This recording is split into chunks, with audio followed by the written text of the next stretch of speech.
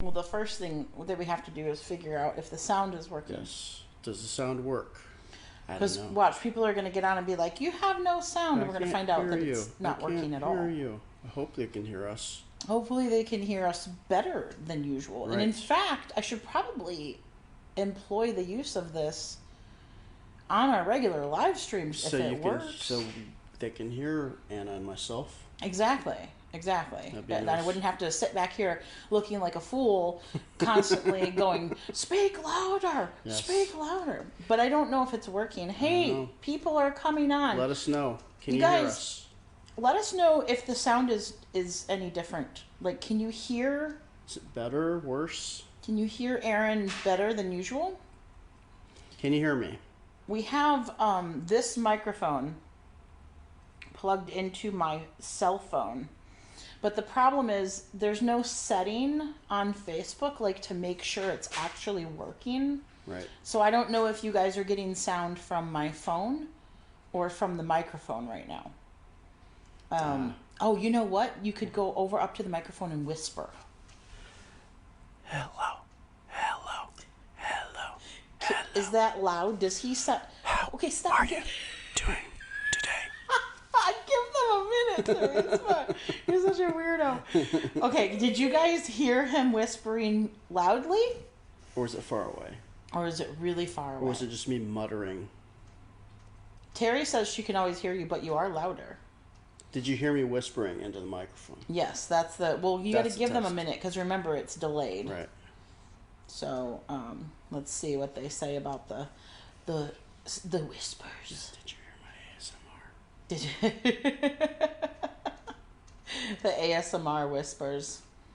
Mike is working. Yeah! That's awesome. Oh, yeah. I mean, this is like... We should have been doing this all along, but, you know, we're not the smartest crayons in the box. So... perfect. Okay, so I don't know. We are just Erin and I are popping on. Anna's doing her thing, but we were just sitting here having a conversation about like the autism stuff, and you guys seem to want to have this conversation. A lot of you are asking questions. We're asking questions after the live this morning. We're asking where I did the diagnostic testing online, like just lots of questions and lots of involvement, you know, like people are like, hey, I know something about this, and I've never like this clearly, even though what's interesting is even though I am a mom of an autistic child already, even prior to Anna, that's never been something I've really talked about because my son, Austin, is not part of our page. Like the page has never been about Austin, right? The page has been about me and Anna and mine and Anna's journey and mine and Anna's life with arthrogryposis and raising her with that condition and kind of navigating all of that. And so I've never really had a reason to talk about autism. And there are, you know, as you guys probably know, there's other pages where that's all they do is raise awareness for and talk about autism. Like Fathering Autism. You know, I've followed that family. I've watched their videos because I have that experience with my son being autistic. But it's just not something we've talked about a lot on our page. However, it feels kind of weird now that is going to become part of our story, right? Yep. Like that's a little bit strange because it's always been so hyper focused on arthrogryposis and me and Anna, and then now you with our family, and then Gemelli and having a service dog. So we've got the arthrogryposis that we talk about, we've got the service dog that we talk about, and now there's going to be this autism factor that, like I said on the live earlier, I don't quite feel like I need to learn more, even though my son was diagnosed with Aspergers when he was 8 years old. I'm still learning how it specifically relates to me And now Anna, and even though I have another child, everybody's not the same, right? Like every child is different. So like Tammy's asking, are Asperger's and autism similar? They're the same thing. So Asperger's is just a name for a specific type, or like it's just an identifier for autism. And it used to be what they would call high functioning autism, but I think they're trying to get away from that, because really it's a spectrum of, and so on one end of the spectrum you have autism in its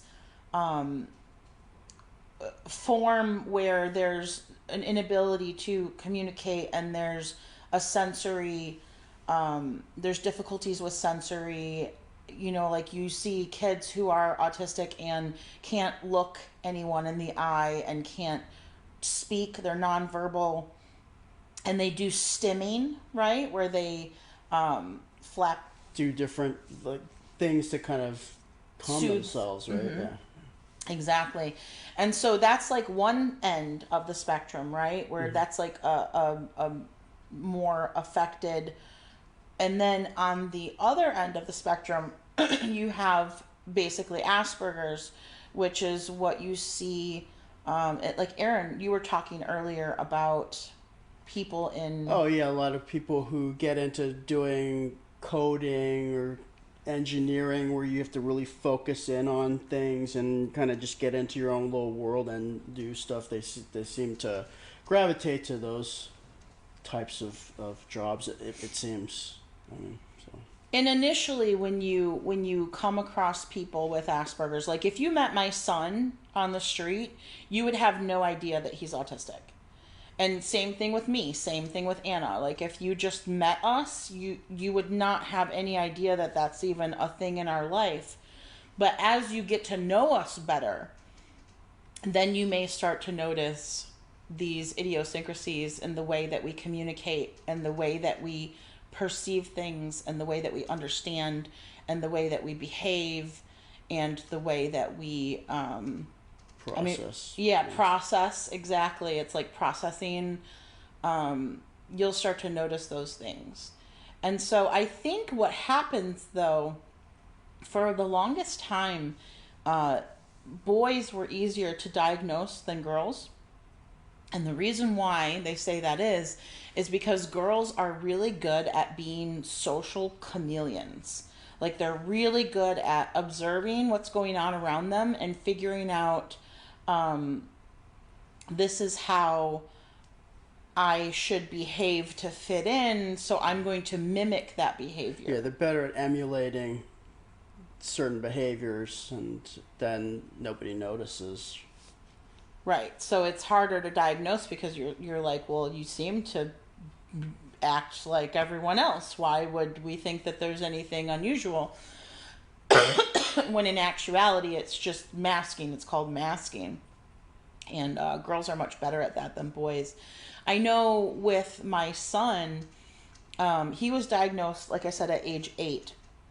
And that period of time between like 7 and maybe 14 was very difficult for him, as far as like the just being able to control himself when he was upset.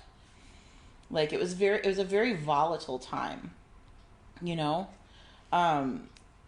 When he got overstimulated or like upset over something that someone said or did, or typically it was like if you tried to transition him, if you tried to pull him away from what he was doing and he didn't want to, or if you just like said something like inaccurate and he was perturbed by it, he would have an outburst. He would have a meltdown. He would have a whole meltdown.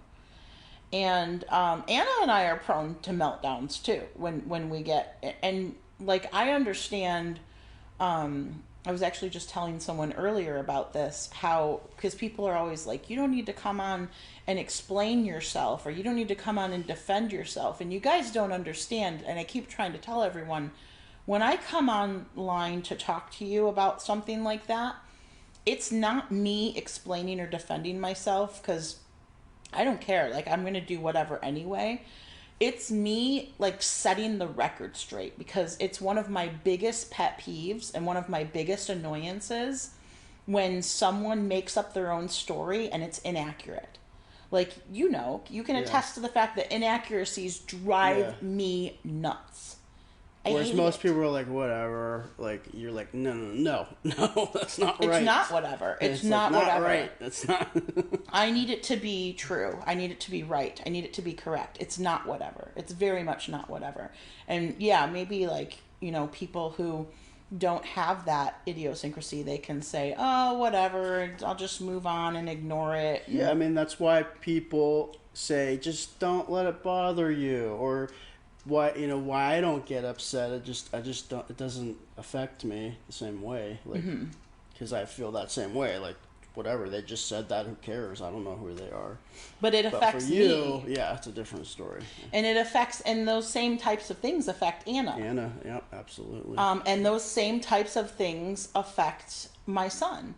So that is a obviously a very, like, autistic kind of idiosyncrasy, right? Like, that's a thing that seems to be important to multiple people who have this, condition, the situation going on. And I mean, Aaron could probably, I mean, what are some of the other things you notice? Like, Responding to, like, sounds or, yeah, noises, like, where if I close a door or something clinks on the ground, like, I wouldn't even think about it. But then, like, you would be like, what was that? Like, it was really loud, or what, you slammed the door. I'm like, I didn't even realize it, I thought I closed it, but to you, it's more. Or if, say, Anna's, like, doing something and it's, like, making, like, a repetitive sound, like, that's really grating for you. Whereas me, it just kind of fades into the background. you don't even notice it. Like, a No, lot I of mean, the I time. worked with dogs. Like, I heard barking all the time. I wouldn't even hear it after a while. Whereas with you, you probably would get on your nerves, I would imagine. Yeah. And Anna definitely, like, someone was asking earlier about, she was like, well, why do you need to know if Anna has, like, autism or whatever? Because she doesn't have an issue with learning, and so she wouldn't need medication. So why does it matter? So the one thing the one thing I want to say is that somebody said the sound keeps dropping off. Oh, I'm not sure why that's that not would good. be. Is that everybody's experience? Are you guys all hearing the sound changing? Or is it just, ooh, we've got thunder. Can you hear the thunder? So anyway, there isn't, you don't medicate autism. There's no medication for autism. There are some, maybe, like, additional diagnoses that can come with autism. Like, sometimes people have autism and ADHD, and you can medicate ADHD. Sometimes, people have autism and OCD, and you can medicate OCD, but you can't medicate autism. So if people are autistic and they're on medication, it's for, like, something that else A that's going symptom on. of something else. So the medication thing isn't a concern. I wouldn't want to put Anna on medication, but the learning thing I wanted to correct, because I think that people look at learning issues or learning disabilities as only being if you're behind, right? Like, if you're Delayed, or, yeah. yeah, if you're having trouble learning, or you're not, getting it. But that's not the only, like, learning issue. Like learning issues can also be on the other side of things where one thing that we've noticed with Anna a lot is that she can be very closed off to learning because she thinks that she already knows the answers. And she does it with us, she does it with her teachers, right? Mm-hmm. She does it in all like aspects. She does it with our friends. And so yes, she's very smart and she has a lot of unique talents in the learning department, but she also has learning difficulties in the in other ways that can affect her with learning. And it's just a matter really of her understanding herself and how she navigates information and understanding, like that's one thing she needs to learn about herself is that like, no, you don't have all the answers, even if you have some conceptual understanding of what you're learning about. You don't have all the answers, and you do need to listen to people, and you do need to be able to take in additional information. And so I think like having an official diagnosis is valuable for anyone. I think it's valuable for anyone because then like, okay, this is a legitimate thing. This is real. I need to look at what are the different mannerisms and behaviors and ways that I can adjust to kind of accommodate my interactions with other people, right? Yeah, I think that's important because I notice with both Anna and you, like, there are things that people who aren't on the spectrum will do in social situations that you guys don't have time for. You feel like, what? That's silly. That's trivial. What? It's not important to me. But it's just sort of like, in order to be in a social setting, to form those bonds with people, you have to kind of, know when to like listen or when to say something that might just seem like a formality to you or a waste of time. But I think that's important to know if you know that you have a condition that you need to spend time and think about those things when you're in certain situations. The thing is, I can understand.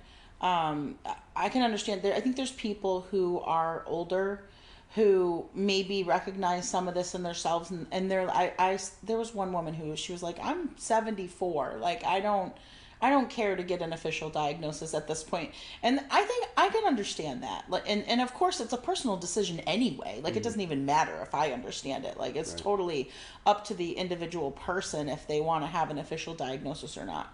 So I get that, if you're older and you don't need to ask for accommodations in a school or in a college, and you don't really plan on, incorporating this information into your growth as a person or your interactions with other people, then yeah, like there's no point in spending that money because it's expensive.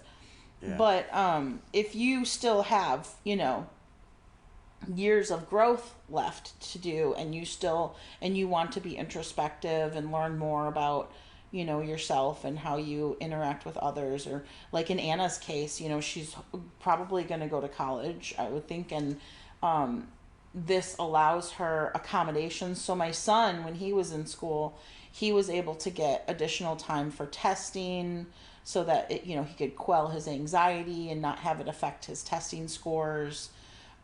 He was able to get the ability to go into a more quiet space where there wasn't a lot of distractions, Less instead of being in a stimulus. room with a bunch of other people to do his work and do his testing. So there's definitely accommodations out there for people with an official diagnosis. They don't, of course, make those accommodations for people without that. So in that regard, Tammy says, with some people, could the lack of hygiene be something that someone with autism might struggle with? Absolutely, absolutely. Because I think on all levels of the spectrum, there's some degree of overstimulation that is related to sound and texture and the sense of touch.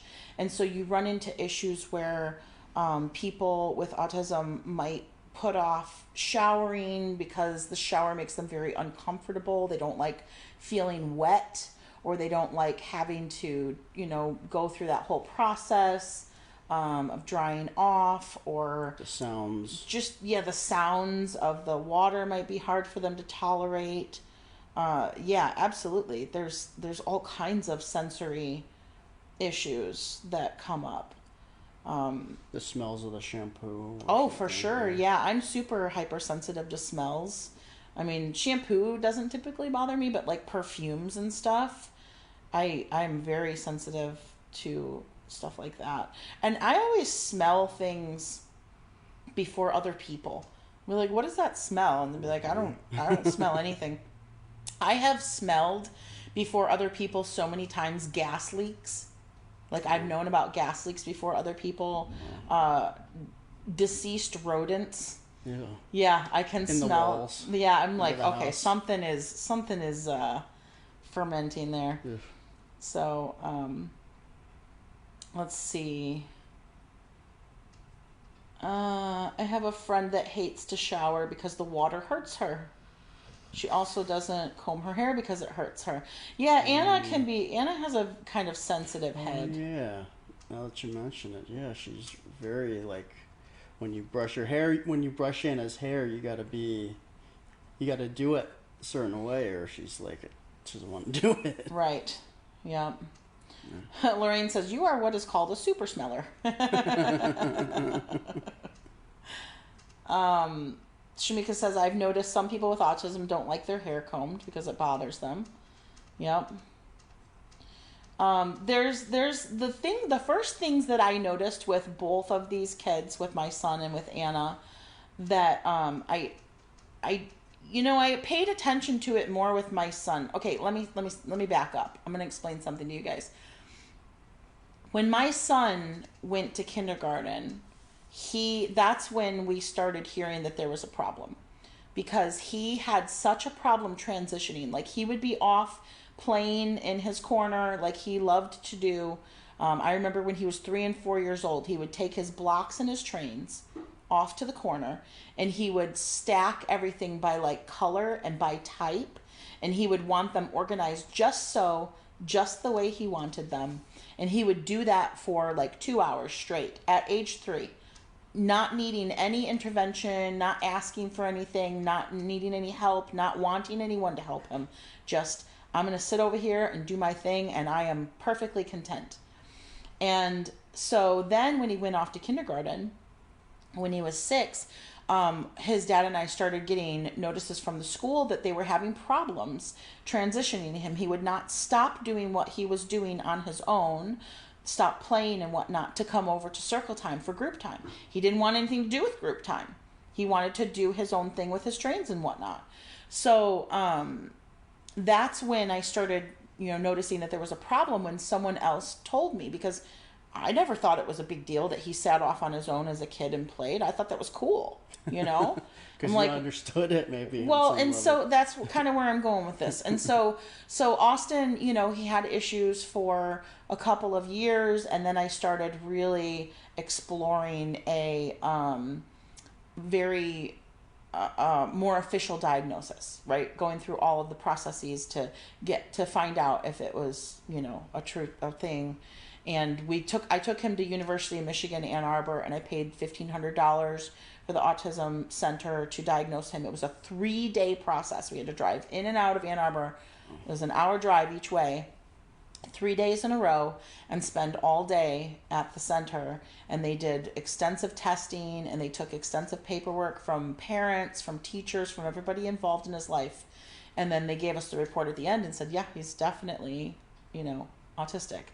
And so, those things I didn't really pay attention to until someone else said it was an issue, being his classroom, his school.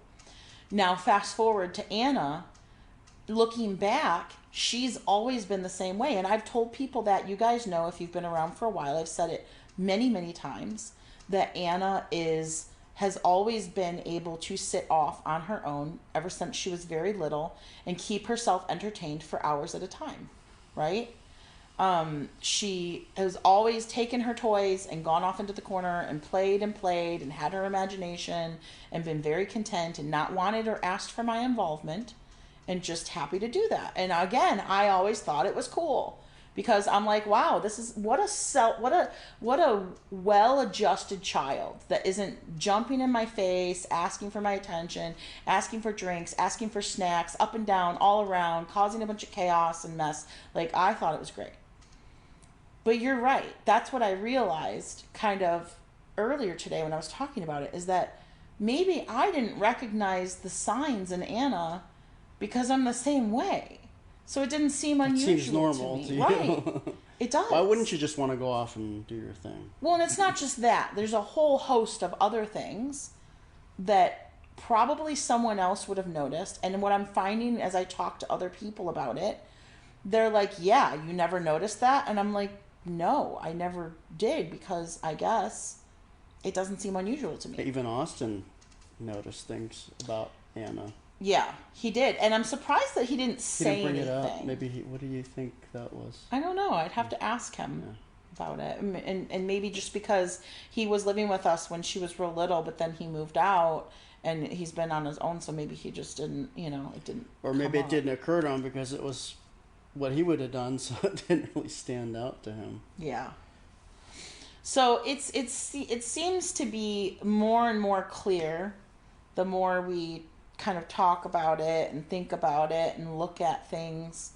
Definitely seems to be more and more clear and apparent. So the problem is now I don't know. I have to find out. So when she goes to see her pediatrician, I'll ask about, where do people go these days? Where do people go around here?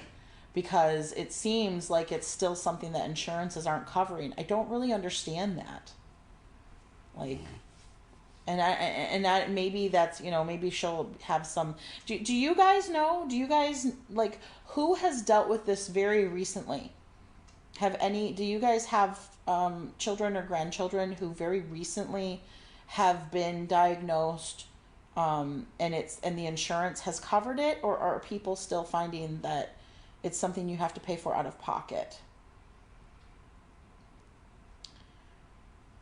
Well, so she's not in the school system, Lauren. She's homeschooled. And I wouldn't want to do it that way anyway, because actually that's why I took my son and paid for it out of pocket, because the school, they did some kind of evaluation on their own, but I didn't think it was very well done. And I didn't really trust their diagnosis. I wanted to go to like a medical professional and have it done. Sydney says, we got our daughter tested in February. We did not pay anything. We went to Children's Hospital. Okay. Is it a state-by-state thing, though, or is it... I don't know. It's probably more like an insurance company by insurance company thing, right? If claims are processed and accepted, that's usually... Right. Sandy says, I had to pay privately. For a child, Sandy, or for yourself as an adult? Because I know for me, I'm going to have to pay out of pocket because they don't cover it for adults. Mary says, my daughter had her diagnosis through Mayo Clinic and insurance paid for it. Okay, that's good to know. Dan Marino Centers in Florida. Get a private. Yeah, that's what I say, Laura. I want to get a private evaluation done. Dan Marino. You know who Dan Marino was? No. Quarterback for the Miami Dolphins. Oh, okay. Yeah.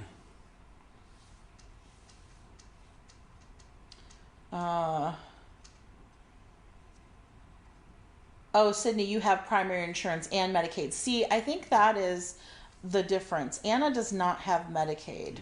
And I think Medicaid covers a lot more than private insurance does on its own.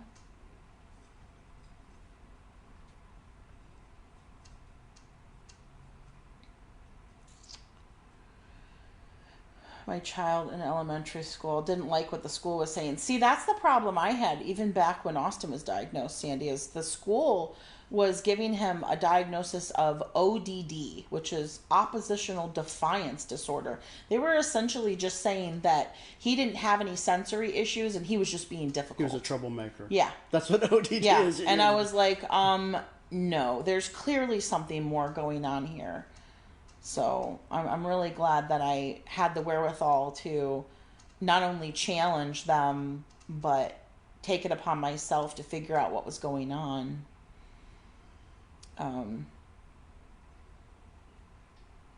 Janine says you might need a pre-authorization from her doctor in order for insurance to cover it since she doesn't have Medicaid. Yeah, that's where I'm going to start for Anna, Janine. I'm going to start at her pediatrician's office and talk to the pediatrician about it and see what she knows, because I'm sure she's had this question before, right?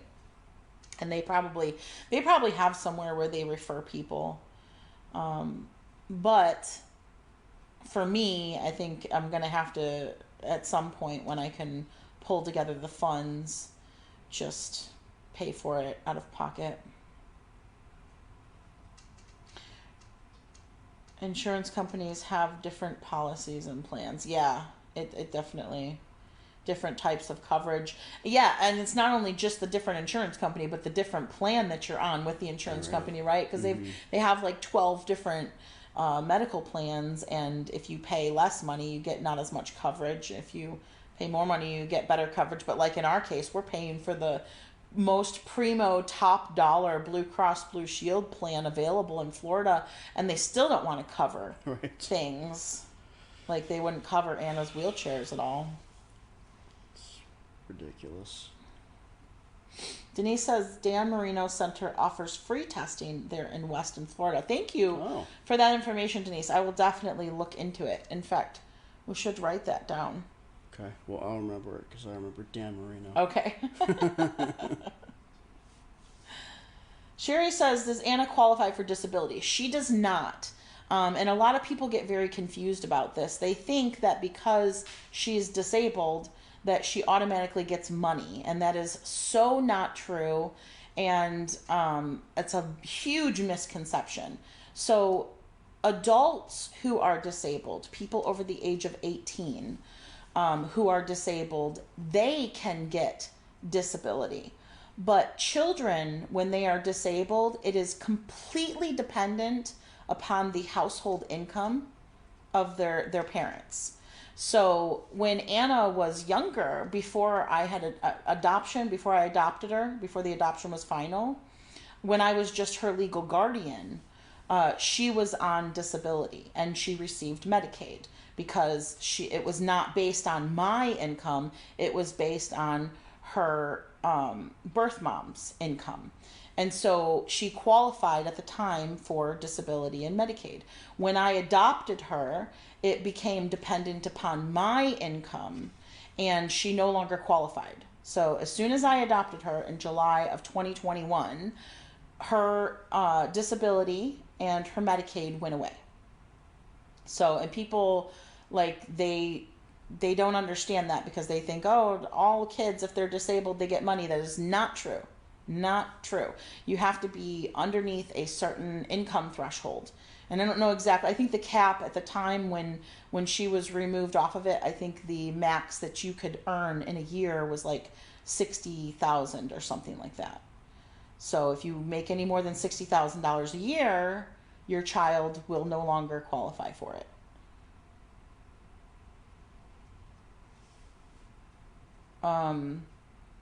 Someone said, why does Nana even want to get tested? Why worry about it now? Well, I kind of explained that earlier, but you might have come in late.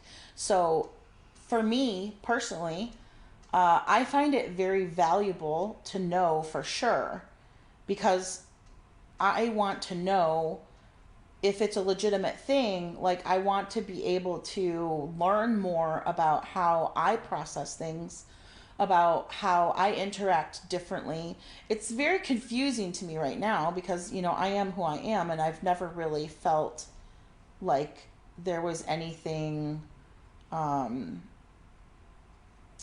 don't know how to explain it. Can you help me explain this? Because people aren't understanding it the way I'm explaining it. Well, I mean, I think you've made it through life. You've been able to get things accomplished and you've actually probably harnessed some of that in positive and productive ways. But then now that you start seeing that there are these things that are lining up with that you might have it, that you want to know for sure, because how can you speak on something if you don't really fully know that you have it too, right? Right. I'm not going to sit here act like you're an expert if you don't even... Right. Yeah. I want to have an official diagnosis. I want to know, first of all, for sure, if this is true. Like right now, it's just some diagnostic testing that I did online. I want a confirmation, like, yes, this is actually a thing. And then at that point, I feel confident about diving into it 100%, learning everything I can, and being able to speak about it with some authority.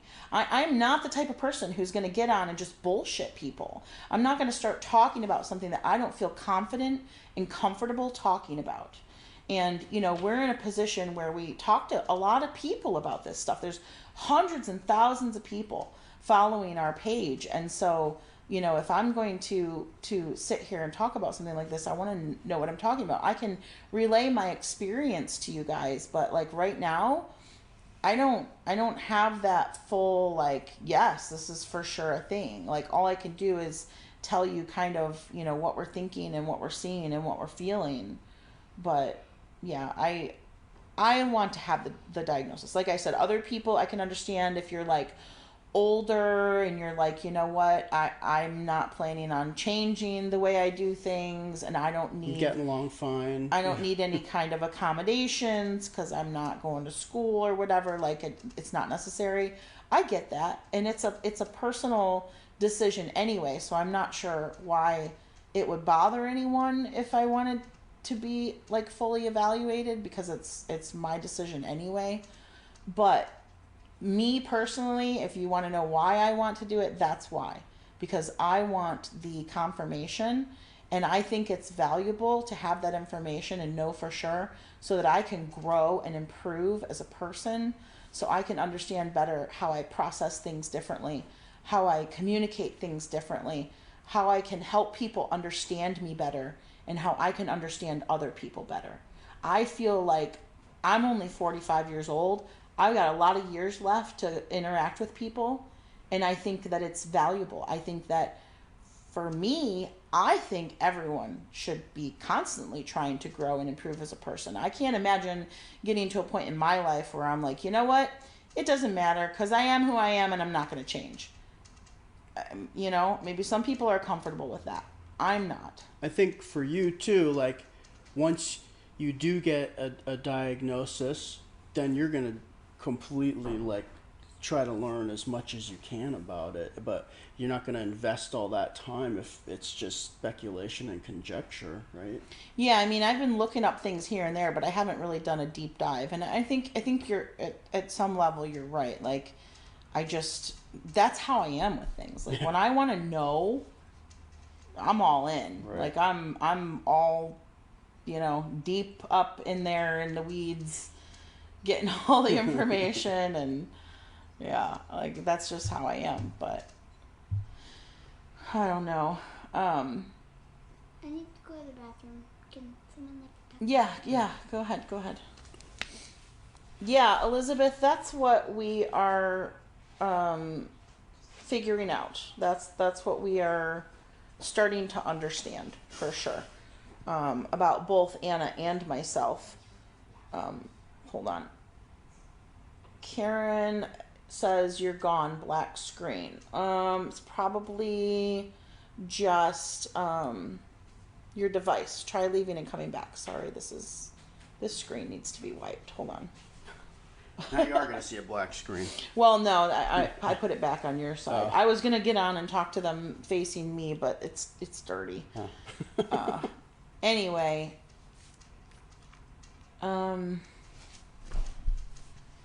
Linda says, if a child or adult has social problems, the system authorities scorn them. They're misinformed. Yeah, it's kind of it's hard when there's a misdiagnosis or a lack of understanding, because like I said, my son was basically just labeled as a troublemaker, and that wasn't the case at all. But you have to know how to, it's not just a matter of the person who's on the spectrum, like understanding how to fit in. Like people who are not on the spectrum should also increase their understanding and be aware of how autism affects different people so that they can be a little more understanding and accommodating too. Like, there's nothing wrong with that. It's not, the onus is not always on the person with the difference. Meet each other halfway, you know.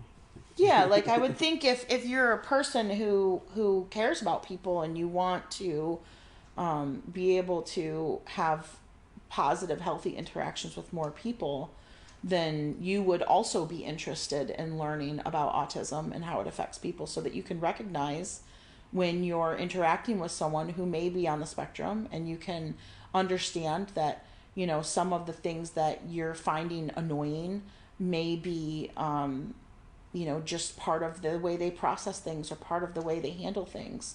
And you could be a little more, you know, patient with them or understanding, right? Mm-hmm.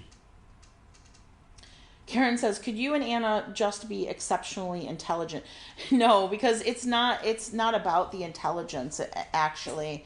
The things that the markers for us being autistic aren't even, I mean, that is, I guess, one aspect of it. You could say, well, you know, the intelligence factor, but really it's you want to like let them know, because I feel like me talking on it is just like, it's just the way that they process things, how they interpret things, how they learn things is different than somebody who's not autistic. No, but I'm saying if I give them a list of like those things, then it just sounds like, oh, well, those are like, you're outside, right? You're like on the things outside. That I notice, well, things that I again, I'm not an expert. The things that I notice are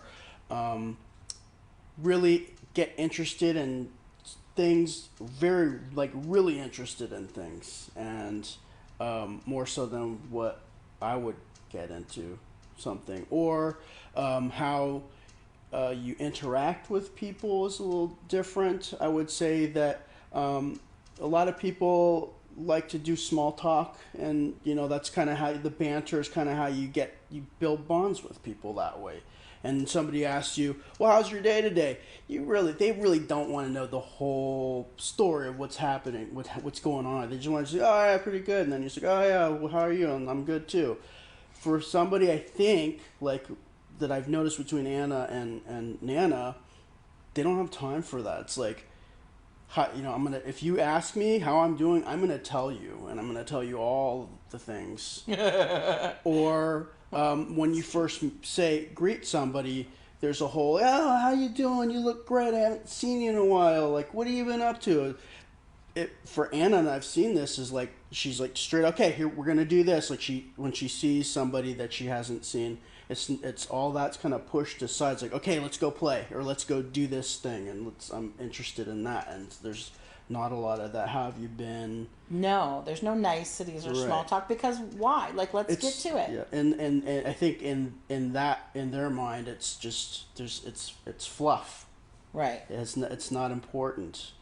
So I think with a diagnosis, especially if you're younger, then maybe you will know that that's part of you, and if you choose to want to be more fit in socially, then you'll learn to emulate those things, I would think, if that's important to you, you know, to...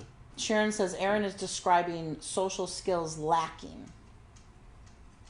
It's not lacking social skills. It's not a matter of, oh, you don't know how to behave around people. It's a difference in what we feel is the priorities, right? Like, it's a difference in what we feel is important right now. Like, if I need to talk to someone, I don't need to spend 5 minutes going back and forth about, oh, how are you doing today? Oh, I'm doing great. Oh, that's great. How's your blah blah blah? Like, we don't need all that. Like, I came to talk to you about this other thing, so let's just like get to it. And then the flip side to that is just when like, I notice this with Anna a lot. And sometimes but I think you've like learned to temper it over time, is explaining things. Where it's like, Anna, I always say, like, just get to the point. Like, I don't want to know each stuff. I said, unless you're like teaching somebody something and they have agreed to be taught by you, then you need to like learn about how to just get to the point. Like, nobody wants to know about all this other stuff. Or if you find something, or Anna finds something that's really interesting to her, and she wants to tell you, and she's really excited about it, she wants to tell you about it. But for other people, it's like, okay, well, I'll humor her and I'll listen, but this is not something that's interesting to me, or all the stuff to get to what you want to tell me is not interesting to me.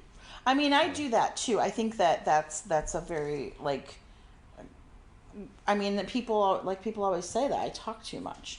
And it's because I feel like in order to explain something, I have to kind of come at it a bunch of different ways to make sure that every different kind of person understands, and I've got all the angles, and I've got all the information, when a lot of times people just don't want all of that information. They just want to cut to the chase and get to the end point. Right. And I don't really, like, I don't want to say I don't know how to do that, but it feels very uncomfortable for me to do that, because I'm like, that doesn't give you enough information. Me just saying that one sentence cannot possibly be enough information for you to fully understand. So I need to explain all these other things that are related so that you have a full understanding. And the reason I do that is because that's how I process. That's how I think. I like the details in order to have a full understanding. But part of recognizing that that is my way of processing and not other people's ways of processing is being able to, like you said, kind of temper that and realize, okay, I'm in a room with 15 people and most of them are probably not autistic. And so I should learn how to adjust what I'm saying and explaining so that it's really better for everyone and not just the few people who might like the details. Yeah, right? And then you can go off afterwards to the people that really want to know about it, and you can go into the details. Right, and that's right there one of the values of having an official diagnosis, because right now I'm just guessing, and sure, I could like do that anyway, but like Erin said, why would I put the time and energy of all the other things that I have going on into learning those things if it's not necessarily true? Like, I want to know for sure. I want to be certain. I don't want to be going around saying that I'm autistic if I'm not, right? Right. Like, that's kind of not good for other people who actually are autistic, right? It's kind of, I would say, kind of diminishing their legitimate diagnosis. yeah. So. Even though at this point we're like pretty much 1,000% certain that it's true. But you know, everything but the certificate. Right. It's different to have someone say, okay, yeah, we did like the actual testing and this is the deal. This is what you get. So, Terry says, I'm 71 years old and often wondered if I was on the spectrum. What initial test did you take to diagnose? So there's a really wonderful website online, you guys. It's called Embrace Autism. It's like www.embrace-autism.com. It's really easy to find. Just go to Google and type in Embrace Autism, and it should come right up. On that website, they have a variety of tests that you can take for free. You don't have to sign up. You don't have to give your email or anything like that. And they have diagnostic tests that are pretty much the exact same diagnostic tests that the doctor's going to use at the doctor's office. And one of them is called the RADS. It's RAADS, RADS-R. And it's like the most extensive one. And I think there's like 80 questions. It is intended for adults. I did not give it to Anna, but I took it myself like 3 different times over the last like 5 months. And all 3 times just blown out of the water. Like, not like, oh, you might be, or mildly. Oh, you're a little bit. Like, yeah, you're full blown autistic. So yeah, that's what I'm kind of basing this off of, and all of that only came up because we started thinking that way about Anna, I think around her birthday, right? And the reason that it came up for us was because, if you guys remember, Ella surprised Anna on her birthday, right? We went through a big ordeal to plan this huge birthday surprise for Anna, where we had taken Anna to Disney for her birthday, And we organized with Ella's mom for Ella to show up on her birthday at Animal Kingdom so they could spend the day together. Without any notice. Yeah, it was a total surprise, right? Yeah. And so I guess Aaron and I were kind of expecting the whole like, oh my God, Ella's here, blah, blah, blah, Yeah, blah. you know how kids get when they're super excited. They just Go bouncing crazy. off the walls. They go crazy. Like But Anna did not. Anna did not go crazy. She was like, oh, hey, you're here. And so we were a little bit confused by that. And we talked to Anna about it later after the fact. And we were like, well, were you surprised? And she was like, yeah. And we were like, well, were you just not like super excited about it? Or she's like, no, I was super excited about it. Well, then the same thing happened. What was it? The same thing happened later. well, when she was in the class, right? No. There was another thing we surprised her with, and we got the same kind of tempered reaction. Well, I remember the class with Ella. No, that's not what I'm talking about. Oh, okay. It was way before that. Oh, So just like a couple months later, there was another thing that we surprised her with that we were thinking she was going to be totally off the rails about. And she had the same kind of tempered and muted reaction. Oh, like she was pleased. She seemed pleased. So at that point, we had a full-on conversation with her, remember? And we were like, why? And she was like, I don't know. I'm just not that kind of person. I'm not the crazy, excited kind of, like, you taught me not to bounce off the walls, you know, is what she said to me. And so that's when I started realizing, like, you know, there are a lot of things that I probably haven't been paying attention to. And that's when I talked to my son, and my son was like, seriously? Like, you're just now noticing this stuff? Yeah, I felt like she had Asperger's this whole time. And I'm like, okay, well. And so then when I started looking into things more for Anna, then I started realizing, I started finding like videos about adults being diagnosed, and I started realizing, you know, this seems to be a lot of my behaviors too, which I think I felt that way back when Austin was diagnosed, and I was learning about it back then, but it just never really did anything. Because I know you've it. made comments about it here and there, but it was just more of a passing. Yeah, I probably maybe. Well, I think that I too, or- figured that I had like a lesser, you know, because I mean I was an adult at that point. I had And two kids. I had gone through school. I had accomplished all these things. How you know, like I didn't have the same level of issues that my son did going through school, where he was, you know, having meltdowns at school and getting sent home. I didn't have that. Right. So I didn't, yeah, you're right. I didn't put two and two together. I just always said, oh, I see some of the same tendencies in me, but they're not as severe. So, you know. It's not really even, it's just more of a passing thought. Yeah, when in actuality, it's like I'm pretty sure it's the full deal. And I feel like, you know, if I kind of wish I had known sooner, because there's probably a lot of things looking back that I could have done differently or handled differently. Relationships. I've always had one or two close friends. I've never enjoyed being in a group of people. I've always had like kind of blowouts with people over time where they just like can no longer handle my neuroses, you know, like, and they're like, you know, why do you always, and I'm like, Yeah, probably would have, if you'd known, it probably would have saved you a lot of heartache over the years, especially when you're younger. yeah. So anyway, I think it's interesting to talk about. I appreciate, you know, you guys putting in your thoughts and ideas and experiences. But it does seem very weird to me to kind of talk about this stuff, because like I said, we've always been so focused on arthrogryposis and More physical things, not mind things. Vicky says, I do not like surprises. Oh, Vicky, that's That's Anna in a nutshell. I tell people, do not surprise me. I do not Yeah, she enjoy gets it. mad. I really don't enjoy it. I do. I get mad. It's like, but I thought you'd like.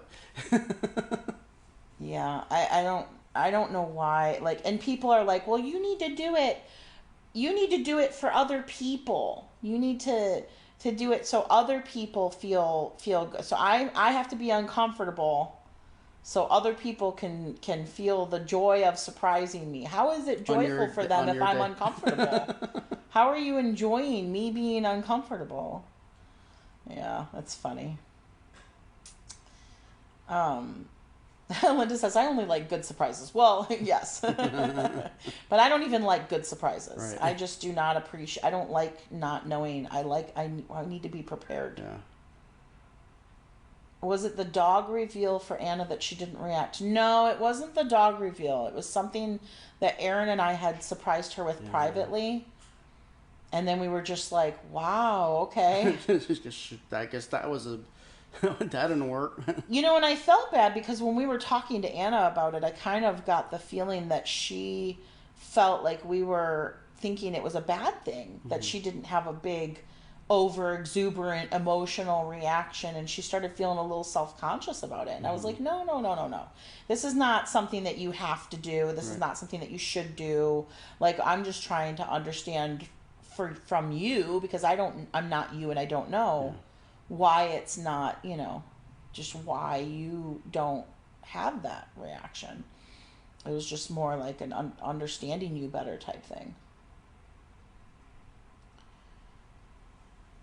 My wrist. Starting to act up again. Pam says he is a very intelligent professional man, also into good for Anna, not just speaking to show off. Kindness is better than trying to show out with your babbling. So Pam thinks that you're more even-keeled and professional and intelligent than I am, and I'm just babbling to show off.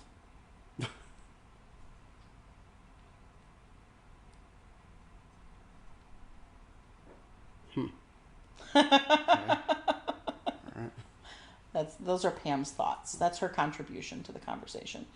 She thinks that it's a good time to be rude to me and talk about how great you are.